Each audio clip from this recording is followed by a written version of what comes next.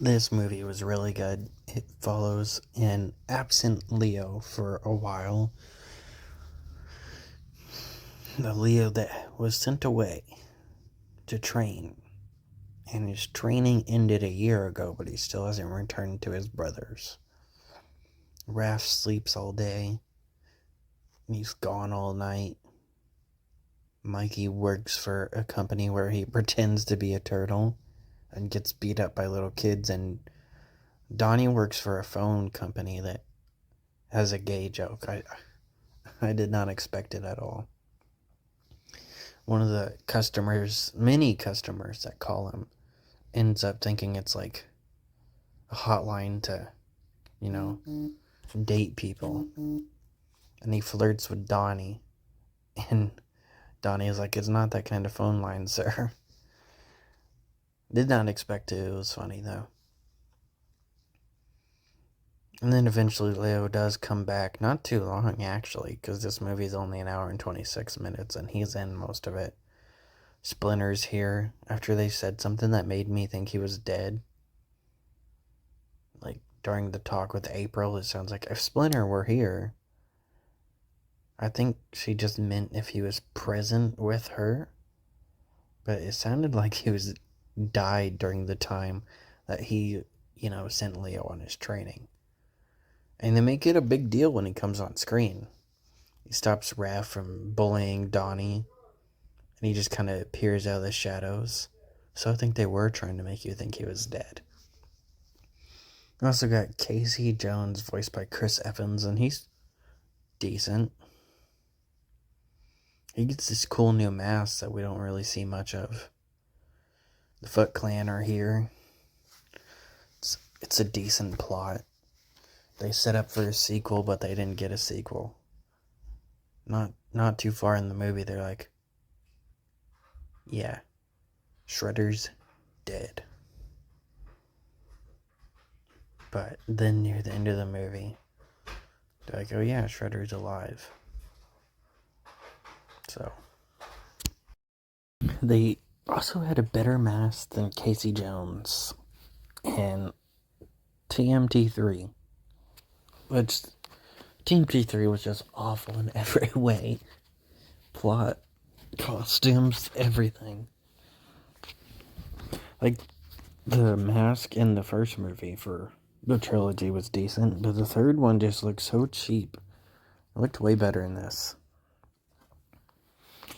I liked all the turtles in this movie, and it really deserved a sequel. But unfortunately, it didn't get one, even though it set up one. Like, oh yeah, Shredder is still alive, even though in the beginning of the movie they were like he was dead. I think they mentioned it one other time too. Not to mention his mask is on the shelf near the end of the movie, where Raph gives up the Night Watcher, which I forgot to mention. That's what he was doing all night. He was this Night Watcher character that would take out thugs because no one was around and no one else was really fighting because they didn't want to without Leo. But he still wanted to take out criminals because crime doesn't stop just because he did. That was his reasoning. And yeah. So he puts his thing on the shelf with the Shredder helmet. We see it in quite a few shots, actually. And Michelangelo gives up his awful job, and he's like, hey, could we get rid of this too? And yeah, that's about it. Actually, I wanted to mention one more thing.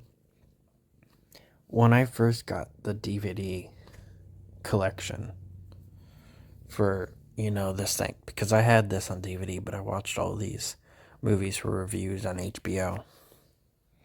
But I had the first three and this one. And it was a collection. This was before those other two Michael Bay turtle movies came out. And I was like, wait, there's a fourth movie? And then when I watched it, it was animated, I was always so weirded out when I was a kid. I told my friend that there was a fourth movie. He didn't believe me because he also watched turtle movies. And then when I showed him, he was surprised too. I was always surprised that it was animated. It actually kind of, fits in with the whole Teenage Mutant Ninja Turtle lore, too, because Shredder was dead in the trilogy. He died in the second movie. Supposedly for good, since he didn't return for the awful third movie. Plus, he looks pretty dead. Though he looks pretty dead in the first movie, too. A dumpster being closed on him, but he survived.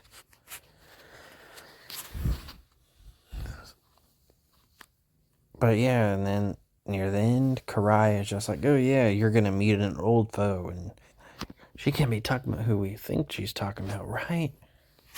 Then they just disappear.